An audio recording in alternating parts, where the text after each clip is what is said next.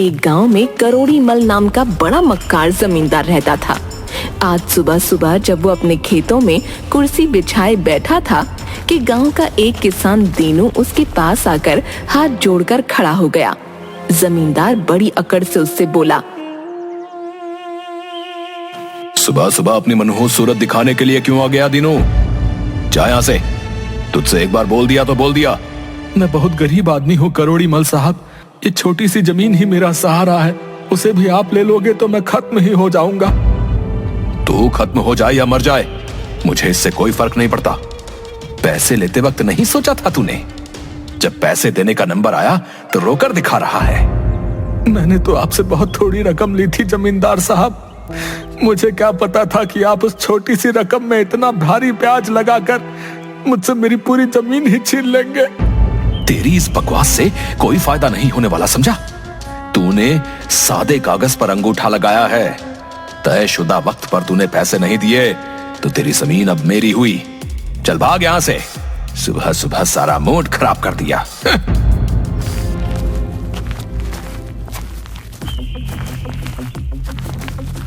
करोड़ी मल गुस्से में घर आ गया। घर आकर उसकी बीवी ने उसे पनीर और दही मंगवाने का फरमान सुना दिया। करोड़ी मल के घर में एक नौकर था जो बड़ा ही बेवकूफ था। उसकी बेवकूफी की वजह से जमींदार करोड़ी मल उसे भोंदू कहकर बुलाता था। करोड़ी मल चीख चीख कर भोंदू को आवाज लगाने लगा, भोंदू, अरे भोंदू, अरे अब कहां मर गया तू? चीख चीख के मेरा हलक सूख गया, लेकिन तेरे कान है या कोई चूहे का बिल जो मेरी आवाज तो सुन नहीं पा रहा? जमींदार की बात सुनकर भोंदू दौड़ता हुआ आया। जी मालिक, मैं यहीं तो था। अबे यहाँ के बच्चे कहाँ था है? मैं तुझे कितनी देर से आवाज लगा रहा हूँ। अगर इससे ज्यादा तेज आवाज लगाता तो शायद मेरी आवाज ही चली जाती। गलती हो गया मालिक, मैं दौड़ता हुआ मैं आप ही के पास आ रहा था मालिक। अबे तो आवाज नहीं दे सकता था? मैं दूसरे कमरे में सफाई कर रहा था मालिक, वहां से मुझे थोड़ा सा जोर से बोलना पड़ता, मतलब ऊंची आवाज में। अरे तो बोल नहीं सकता था क्या है? देख नहीं रहा, चीखते चीखते मेरी हाफी चढ़ गई। मालिक, आप ही ने तो मुझसे कहा था कि आपको ऊंची आवाज पसंद नहीं, तो आप ही बताइए मैं ऊंची आवाज में आपको कैसे आवाज लगा सकता था? हे भगवान, इसका मैं क्या करूं? तुझसे और ज्यादा बात करूंगा तो मैं पागल हो जाऊंगा। बेवकूफ, बात को समझा कर। मैंने उस वक्त तुझसे कहा था कि मुझे ऊंची आवाज पसंद नहीं। उस वक्त मेरा कहने का मतलब और था। मालिक, मुझे थोड़ा सा समझा दीजिए। जब तक आप मुझे समझाएंगे नहीं मेरी समझ में कैसे आएगा? कहीं ऐसा ना हो तुझे समझाते समझाते किसी दिन मैं ही सब कुछ भूल जाऊं। इतना बोलकर जमींदार ने अपनी जेब से 50-50 के 2 नोट निकालकर भोंदू को देकर कहा, अच्छा ये ले 100, 50 रुपए का दही लेकर और 50 रुपए का पनीर लेकर आ। तेरी छोटी मालकिन ने बोला है कि ताजा पनीर और ताजा दही ही लेकर आना। भोंदू 100 रुपये लेकर बाजार की ओर निकल गया।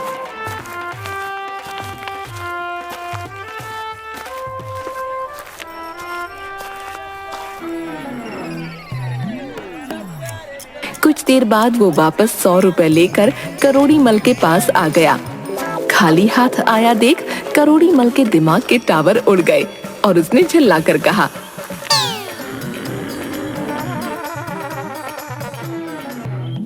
क्या हुआ? खाली हाथ क्यों आया है? पनीर और दही क्यों नहीं लाया? मालिक, दुकान पर ये सामान लेने गया था, लेकिन ये पूछना तो मैं आपसे भूल ही गया कि कौन से 50 का दही लेकर आना है और कौन से 50 का पनीर लेकर आना है। भोंदू की बात सुनकर जमींदार करोड़ी मल अपना सर पीटने लगा और चीखता हुआ बोला, अबे बेवकूफ, किसी भी 50 का पनीर ले आता और किसी भी 50 का दही। थे तो 100 रुपए ही। पता नहीं कौन सा मनहूस दिन था जब तू मेरे घर आया था। अगर तू मेरी बीवी के दहेज में नहीं आता ना तो तुझे धक्के देकर मैं अपने घर से बाहर निकाल देता। करोड़ी मल के चीखने पर उसकी पत्नी मंजूरी वहां आ गई। मंजूरी एक अमीर घराने की औरत थी। अजी क्या हुआ? क्यों सुबह सुबह इस बेचारे पर चिल्ला रहे हो? इसलिए इसको 50-50 के 2 नोट दिए थे दही और पनीर लाने के लिए। खाली हाथ लौटकर बोल रहा है कि किस नोट का दही लाऊं और किस नोट का पनीर। अरे तो बेचारे को बता देते ना, आपको पता है ना कितना भोला है ये। क्या? अच्छा वो सब छोड़ो, ये बताओ कि मेरी तिजोरी से पैसे तुमने निकाले थे? मैं कोई चोर खानदान की लगती हूँ? तो फिर ये नया हार कहाँ से लाई? ये तो मेरी बुआ जी ने दिया है। तुम्हारी तो बुआ जी खुद हर महीने मुझसे पैसे मांग कर ले जाती हैं। उस भिखारन के पास पैसे कहाँ से आए?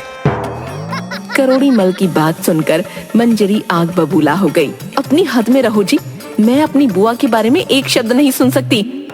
ये क्यों नहीं कहती कि तुम रोज रोज मेरी तिजोरी में से पैसे निकालती हो? मैं तुम्हारी तिजोरी से पैसे क्यों निकालूंगी? अगर तुम्हें मेरी बात का यकीन नहीं आता तो तुम भोंदू से पूछ लो। मंजूरी की बात सुनकर करोड़ी मल ने गुस्से से भोंदू की ओर देखकर कहा, तुझे सब पता है, तू अपनी छोटी मालकिन के साथ हमेशा रहता है। क्या ये पैसे निकालती है या नहीं? मुझे सच बता। मैं क्या बताऊं मालिक, सच बोलूंगा तो मैं भी फंस जाऊंगा, झूठ बोलूंगा तो भी फंस जाऊंगा। भोंदू की बात सुनकर करोड़ी मल सोच में पड़ गया। झूठ बोलेगा तो फंस जाएगा, सच बोलेगा तो भी फंस जाएगा। आखिर कहना क्या चाहता है रे तू? छोटी मालकिन ने कहा था कि पैसों के बारे में मालिक कोई सवाल करें तो झूठ बोल देना। आप कह रहे हैं कि सच सच बता। मैं तो फंस गया हूँ, मैं क्या करूँ बताइए? जमींदार मुस्कुराता हुआ बोला, मेरे प्यारे भोंदू, देख, हमेशा मेरे सामने हमेशा सच बोलना, ठीक है? समझा कि नहीं? आपकी बात बिल्कुल समझ गया। अगर आप हमारे सामने हो तब हमेशा सच ही बोलना चाहिए। हाँ, अब तू समझा। अगर तू मालिक के सामने ही झूठ बोलेगा तो तू भोंदू बेवकूफ नौकर तो कहलाता ही है, फिर झूठा नौकर भी कहलाएगा। कोई काम पर नहीं रखेगा तुझे। झूठे नौकर को सब धक्के देकर बाहर निकाल देते हैं, समझा? इसलिए कभी भी अपनी मालकिन को मेरी तिजोरी से पैसे निकालते देखना तो हमेशा मुझे सच बताना, क्योंकि आजकल तेरी मालकिन बहुत पैसे निकाल रही है। चिंता मत कीजिए मालिक, जब आप मेरे सामने हो तो मैं हमेशा सच ही बोलूंगा। छोटी मालकिन ने पैसे निकाले थे। भोंदू की बात सुनकर जमींदार खुश हो गया और मंजूरी की ओर देखकर गुस्से से बोला, मैं जानता था मेरी तिजोरी से पैसे तुम ही निकालती हो। मगर करोड़ी मल की बात सुनकर मंजूरी उल्टी हावी होकर बोली, निकालती हूँ तो कोई जुर्म नहीं करती हूँ। पति और पत्नी का भी कुछ अलग अलग नहीं होता। तभी जमींदार करोड़ी मल की मोबाइल की घंटी बजने लगी। फोन पर कुछ बातचीत करने के बाद उसके चेहरे का गुस्सा खुशी में बदल गया। फोन रखने के बाद वो अपनी पत्नी से बोला, मंजूरी, ध्यान से सुनो। शहर से कुछ लोग जमीन खरीदने के लिए आ रहे हैं। वो अपने गांव से कुछ दूर शहर के डीजीपी के रिश्तेदार हैं और साथ में डीजीपी साहब भी आएंगे। ये तो खुशी की बात है। उस जमीन का सौदा तो आपने लाखों रुपए में किया है। हाँ मंजूरी, अगर वो जमीन बिक गई तो फिर हम लोग शहर में एक बहुत अच्छी कोठी बनवाएंगे। लेकिन कहीं उन्हें ये तो नहीं पता कि वो जमीन आपने बेचारे असहाय गरीबों से झूठ बोलकर और धोखा देकर छीनी है। उन गरीब लोगों को आपने बहुत कम पैसे देकर और भारी ब्याज वसूल करके वो जमीन हड़पी है। अपनी पत्नी की बात सुनकर जमींदार सिर पीटते हुए बोला, बेवकूफ औरत, तुझे कितनी बार बताया है, दीवारों के भी कान होते हैं। सुनो, तुम्हें उनके लिए अच्छे से नाश्ते पानी का इंतजाम करना है। कुछ ही देर में वो आते होंगे।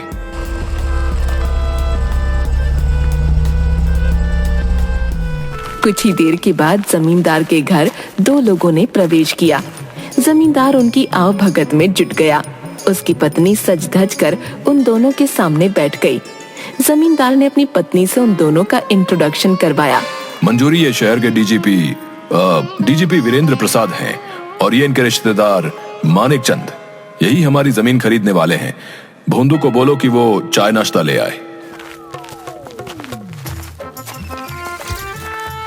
कुछ ही देर में भोंदू चाय और नाश्ता लेकर वहां पर आ गया। डीजीपी ने करोड़ी मल को देखकर कहा, तुम्हारा नौकर तो बड़ा सीधा साधा मालूम पड़ता है, क्या नाम है इसका? करोड़ी मल के बोलने से पहले ही भोंदू बोल पड़ा, वैसे तो हमारा नाम भानु है, लेकिन लोग हमें प्यार से भोंदू कहते हैं। भोंदू की बात सुनकर दोनों हंसने लगे। मानिक चंद ने गंभीर होकर करोड़ी मल से कहा, करोड़ी मल जी, मैं आपकी जमीन पर एक बहुत बड़ी शुगर फैक्ट्री खोलना चाहता हूँ।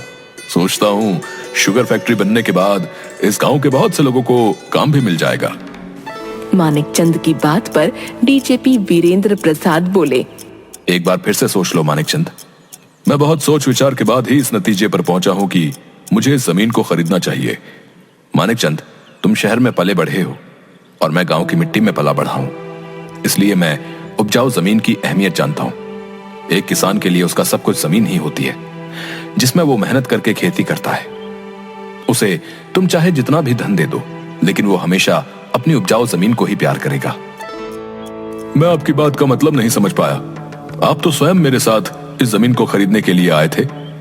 मैं एक पुलिस वाला हूं।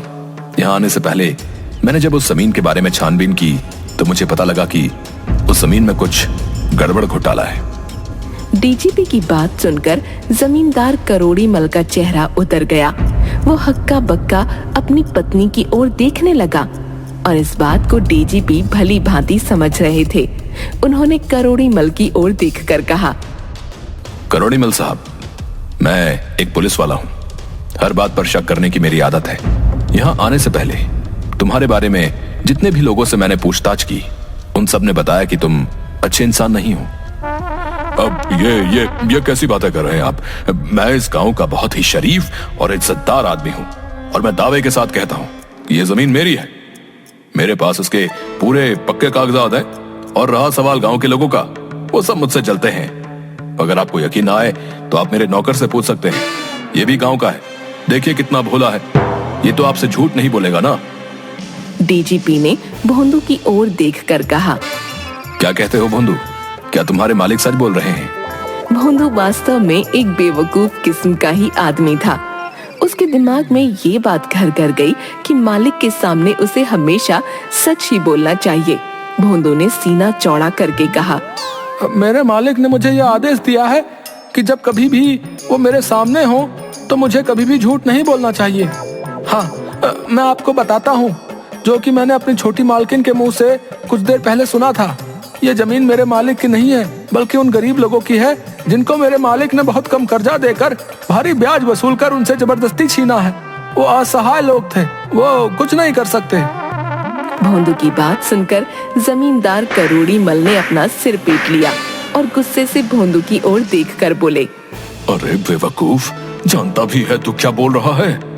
आपने ही तो कहा था कि आपके सामने मुझे झूठ नहीं बोलना चाहिए और आप मुझे ही डांट रहे हो।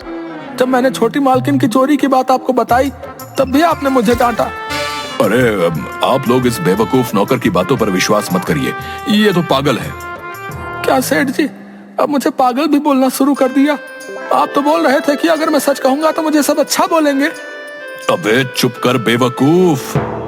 भोंदू की बात सुनकर मानिक चंद गुस्से से उठकर खड़ा हो गया। करोड़ीमल साहब, मुझे नहीं पता था कि आप इतने गिरे हुए इंसान होंगे। मैं गरीबों की छीनी हुई जमीन पर कोई फैक्ट्री नहीं खोल सकता। जी तो चाहता है कि तुम्हें इसी वक्त गिरफ्तार करके सलाखों के अंदर डाल दूं, लेकिन कानून के हाथ मजबूर है, क्योंकि तुम्हारे पास जमीन के पक्के कागजात हैं। ये जानते हुए भी कि जमीन को तुमने उन बेचारे गरीब लोगों से छीना है। मैं कुछ नहीं कर सकता, बस इतना कह सकता हूँ कि शर्म करो और सुधर जाओ। इतना कहकर मानिक चंद और डीजीपी वहां से गुस्से से चले गए और जमींदार करोड़ी मल अपना सर पकड़कर बैठ गया। उसे अपने नौकर की बेवकूफी पर बहुत ज्यादा गुस्सा आया, लेकिन साथ ही साथ उसे एक सीख भी मिली कि दूसरों की जमीन हड़पने से सिवाय बेइज्जती के कुछ नहीं मिलता।